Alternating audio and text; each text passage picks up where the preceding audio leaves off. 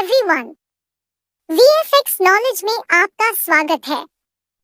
इस वीडियो में हम लोग डिस्कस करने वाले हैं Brightcom group limited means BCG को, क्योंकि कमेंट सेक्शन में काफ़ी सारे कमेंट आ रहे थे कि इस कंपनी के बारे में अपडेट दीजिए, क्योंकि काफ़ी सारे लोग इस कंपनी में फंसे हुए हैं। ये कंपनी हमको इसने जो अपना टॉप बनाया था वहाँ से हमको 80-90% डाउन आते हुए देखने को मिल रही है। तो काफ़ी सारे लोगों ने इसकी तेज़ी देखकर इसमें बाइंग कर ली थी, बट अब वो लोग फंस चुके हैं। तो इसमें हमको आगे क्या स्टेप लेना चाहिए, कंपनी कैसी है, कंपनी के पैरामीटर्स क्या हैं, हम लोग ये सब कुछ एनालिसिस करने वाले हैं इस वीडियो में। तो गाइस, सबसे पहले इस कंपनी की अगर हम लोग बिजनेस की बात करते हैं, क्योंकि क्या होता है कि being a long term investor, जो ट्रेडर होते हैं, ट्रेडर को नहीं फ़र्क पड़ता कि कंपनी का बिजनेस क्या है, लॉन्ग टर्म में वो कैसा परफॉर्म करेगा।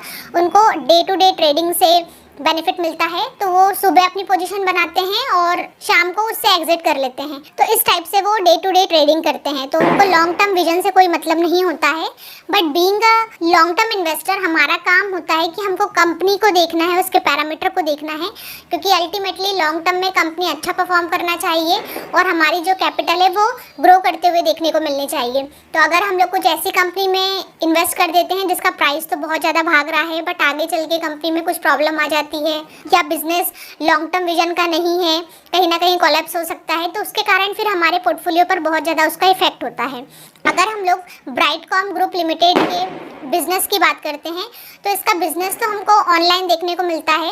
ये डिफरेंट टाइप के बिजनेसेस और एजेंसीज के लिए जो डिजिटल मार्केटिंग है उसकी सॉल्यूशंस को प्रोवाइड कराती है। तो कंपनी का ऑनलाइन बिजनेस है और इसका जो हमको हेडक्वार्टर है वो हैदराबाद में देखने को मिलता है। तो एक बार डायरेक्टली हम लोग इसकी पहले वेबसाइट पर चलते हैं और देखते हैं कि ये क्लाइंट क्या है, किस टाइप से काम करती है। सो गाइस, आ गए हैं हम लोग ब्राइटकॉम ग्रुप की वेबसाइट पर। तो आप यहाँ पे देख सकते हैं इसकी वेबसाइट को। आप इसके बारे में अगर जानना चाहते हैं तो वेबसाइट पर आकर डिटेल में पढ़ सकते हैं। अगर हम लोग इसके क्लाइंट्स देखें तो कई क्लाइंट्स में तो हमको गूगल, माइक्रोसॉफ्ट ये भी देखने को मिलते हैं, फाइबर है, पब्लिर है, इसके अलावा इसमें हमको स्मार्ट देखने को मिल रहा है, सीबीएस है, ये सारे क्लाइंट्स देखने को मिल रहे हैं। आप देखिए क्लाइंट्स तो बहुत अच्छे अच्छे हैं, बट उसके कारण भी इसका शेयर हमको कंटिन्यूसली नीचे आते हुए देखने को मिल रहा था।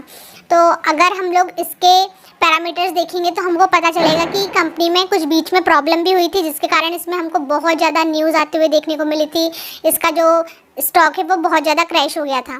सो गाइस, आज तो मार्केट क्लोज है 22 जैन। आज अयोध्या में जो राम मंदिर है उसका इनॉग्रेशन है, जिसके कारण हमको आज मार्केट क्लोज होते हुए देखने को मिल रहा था। तो आज तो इसका चार्ट अवेलेबल नहीं है। अगर हम लोग इसके 1 मंथ के परफॉर्मेंस की बात करते हैं तो 1 मंथ में ये हमको नेगेटिव देखने को मिल रहा है, 1.29% के नेगेटिव रिटर्न जनरेट करके दिए हैं। अगर हम लोग 1 ईयर के परफॉर्मेंस की बात करते हैं तो गाइस 1 ईयर में भी देखिए 31% तक हमको डाउन देखने को मिल रहा है। और अगर हम लोग इसका मैक्सिमम चार्ट पैटर्न देखेंगे तो इस मैक्सिमम चार्ट पैटर्न हमको बेशक ग्रीन में देखने को मिल रहा है। अभी भी इसमें हमको 40% के रिटर्न्स देखने को मिल रहे हैं। बट आप देखिए ये कंपनी में हमको छोटे से टाइम ड्यूरेशन में कितनी बड़ी तेजी आते हुए देखने को मिली थी। आप देखिए 3100% के इसमें रिटर्न्स देखने को मिल रहे थे। अगर हम लोग इसने जो टॉप बनाया था वहाँ से इसके डाउन को कैलकुलेट करते हैं तो आप देखिए 83-84% का डाउन पर है। ये अभी प्रिसाइसली करेंगे तो 85-86 हो जाएगा। तो कंपनी में हमको बीच में काफ़ी सारी न्यूज़ आते हुए देखने को मिल रही थी जो कंपनी के लिए नेगेटिव थी, जिसका इफेक्ट हमको इस कंपनी पर अभी देखने को मिल रहा है। इसका जो प्राइस है वो 117 पर चल रहा था और अभी ये सिर्फ 19 पर है। बीच में तो ये 9-10 रुपीज़ तक गया था, वहाँ से फिर इसमें हमको थोड़ी तेज़ी बनते हुए देखने को मिली, 31 तक इसका प्राइस गया। अब अगेन ये हमको डाउन पर देखने को मिल रहा है। गाइज, अगर हम लोग इस कंपनी के मार्केट कैप की बात करते हैं तो एक स्मॉल कैप टाइप की कंपनी है। 3.84 थाउजेंड करोड़ रुपीज़ का इसका मार्केट कैप है।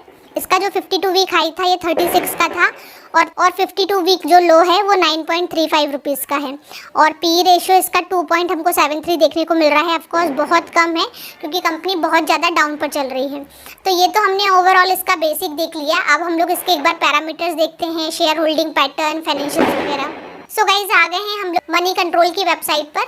अब सबसे पहले कंपनी के फाइनेंशियल्स देखते हैं। सो अगर हम लोग कंपनी के रिवेन्यू की बात करते हैं तो देखिए रिवेन्यू हमको 2019 में 458 करोड़ का देखने को मिल रहा था, जो हमको धीरे धीरे फिर कम होते हुए देखने को मिला और अभी 2023 में हमको इसमें थोड़ी अच्छी तेजी बनते हुए देखने को मिली। 433 करोड़ का हमको रिवेन्यू देखने को मिल रहा है। ठीक है, रेवेन्यू के मामले में तो बहुत ज़्यादा अप डाउन देखने को नहीं मिल रहे हैं, बट अगर हम लोग नेट प्रॉफिट की बात करेंगे तो आप देखिए 19-20 में कंपनी नेगेटिव थी, पर 21 में इसमें हमको अच्छा जंप देखने को मिला, फिर 22 में अगेन ये डाउन चली गई, फिर 23 में अगेन हमको जंप देखने को मिल रहा है। तो इस कंपनी के साथ जो अनसर्टेनिटी है ये बनी हुई है, हमको कंटिन्यूसली अप डाउन देखने को मिल रहा है। तो फाइनेंशियल्स तो हम ये बोल सकते हैं कि बहुत ज़्यादा तोड़फोड़ नहीं है, ठीक ठाक है। अभी हमको 2023 में तो ठीक देखने को मिला इसका जो नेट प्रॉफिट है। अब हम लोग इसके शेयर होल्डिंग पैटर्न को भी देख लेते हैं। सो गाइस देखिए, कंपनी के प्रमोटर के पास सिर्फ 18.38% का स्टेक है और उसमें से भी 2.5% का जो स्टेक है वो प्लेज करके रखा है। तो कंपनी के प्रमोटर के पास एटलीस्ट 50% होना चाहिए। काफ़ी सारे लोग मानते हैं कि कंपनी के प्रमोटर के पास 50% तो होना ही चाहिए, और उसमें से भी इनके पास सिर्फ 18% है और उसमें से भी प्लेज करके रखा है।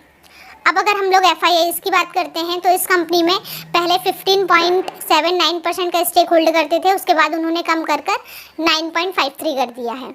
और DIIs की बात करते हैं तो DIIs भी पहले 0.88% का स्टेक होल्ड करते थे, जो अब 0.11 हो गया है। और अगर हम लोग पब्लिक की बात करते हैं तो पब्लिक इसमें 71.97% का, मीन सबसे ज़्यादा जो स्टेक होल्ड करते हैं वो पब्लिक करते हैं। तो कंपनी में आगे चल के कुछ भी होता है, जैसे अभी काफ़ी सारे जो ट्रेडर्स हैं वो फंसे हुए हैं, तो उसका रीज़न यही है कि प्रमोटर के पास कुछ भी नहीं है और पब्लिक के पास सबसे ज़्यादा है। तो कंपनी में प्रॉब्लम्स आ रही है, तो सबसे ज़्यादा जो परेशानी हो रही है, लॉस हो रहा है, वो पब्लिक को ही हो रहा है, क्योंकि सबसे ज़्यादा होल्डिंग पब्लिक ने ही ले रखी है। तो शेयर होल्डिंग पैटर्न ऐसे हमको उतना अच्छा देखने को नहीं मिल रहा है। अब हम लोग इसके अगर कॉम्पिटिटर्स की बात करें तो Tata Elxsi, Tanla platforms, Newgen software, CE infosystem, ये सारी कंपनीज हैं। तो गाइज इसमें सिर्फ हमको जो टाटा एलेक्सी है ये एक लार्ज कैप कंपनी देखने को मिलती है, बाकी सारी कंपनी हमको स्मॉल कैप टाइप की कंपनी देखने को मिल रही है, जिसमें BCG तो बहुत छोटी कंपनी है कंपैरेटिवली।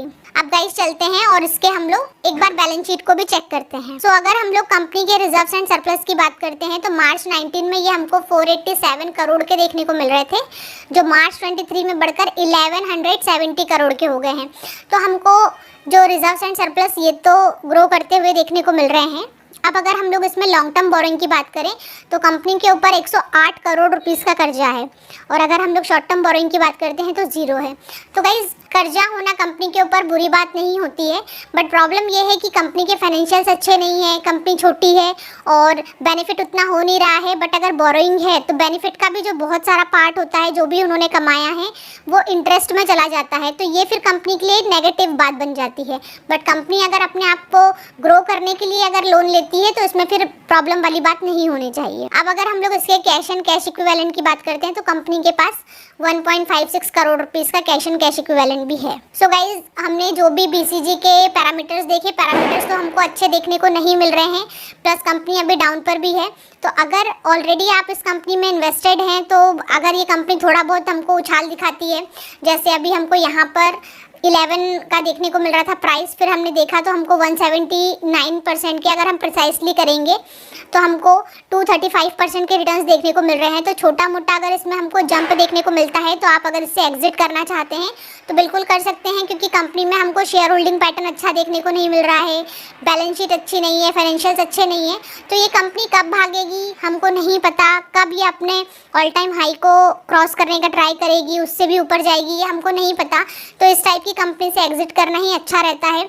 या फिर अगर आपके पास स्मॉल क्वांटिटी है, जैसे अगर आपके पास 1000-2000 का इन्वेस्टमेंट है तो कोई प्रॉब्लम नहीं होनी चाहिए। बट अगर आपके पास ज़्यादा इन्वेस्टमेंट है तो अगर इसमें आपको छोटा मोटा कोई जंप देखने को मिलता है तो आप उससे एग्जिट करने का ट्राई कर सकते हैं। पर्सनली इस टाइप की जो छोटी कंपनीज होती है उनमें मैं इन्वेस्ट नहीं करती हूँ, क्योंकि शेयर मार्केट में और भी अच्छी कंपनीज है जो कंसिस्टेंसी से अच्छा परफॉर्म करती है। और आप देखिए बीच में ही इसमें हमको बहुत रैली बनते हुए देखने को मिली, तो कहीं ना कहीं ऑपरेटर्स जो हैं वो एक्टिव हुए होंगे और उन्होंने फिर पंप किया होगा पहले शेयर को और उसके बाद एकदम डंप कर दिया होगा, तो जिसके कारण जो पब्लिक है उनका पैसा इसमें फंस चुका है। तो इस टाइप के जो ऑपरेटर ड्रिवन स्टॉक होते हैं ना, इनसे दूर रहना चाहिए। जिनमें हमको प्रॉपर ट्रेडिंग वॉल्यूम देखने को मिलता है, इन्हीं स्टॉक के साथ हमको जाना चाहिए। क्या गाइज ऑलरेडी आप BCG कंपनी में इन्वेस्टेड हैं और आपने किस लेवल पर बाई किया था, आप कमेंट सेक्शन में बता सकते हैं। और अगर शेयर मार्केट से रिलेटेड कोई और भी क्वेश्चंस आपके माइंड में होंगे या फिर आप किसी पर्टिकुलर स्टॉक का एनालिसिस देखना चाहते हैं तो वो भी आप कमेंट सेक्शन में लिख दीजिए, मैं डेफिनेटली उस पर वीडियो बनाने का ट्राई करूँगी। और अगर आप इस चैनल पर नए हैं या अभी तक आपने इस चैनल को सब्सक्राइब नहीं किया है तो सब्सक्राइब कर लीजिए, क्योंकि शेयर मार्केट से रिलेटेड जो भी रेगुलर अपडेट्स हैं वो आपको इस चैनल पर मिलते रहेंगे। प्लस आप बेल आइकन को भी प्रेस कर दीजिए, तो जब भी मैं कोई नया वीडियो अपडेट करूँगी उसका नोटिफिकेशन आपको पहले ही मिल जाएगा। और गाइज, अगर आपको ये वीडियो पसंद आया हो तो प्लीज़ आप लाइक कर दीजिएगा। आपके लाइक से मेरा मोटिवेशन बढ़ जाता है आप लोगों के लिए और भी अच्छे अच्छे स्टॉक्स का एनालिसिस लेके आने के लिए। Thank you for watching. Bye bye.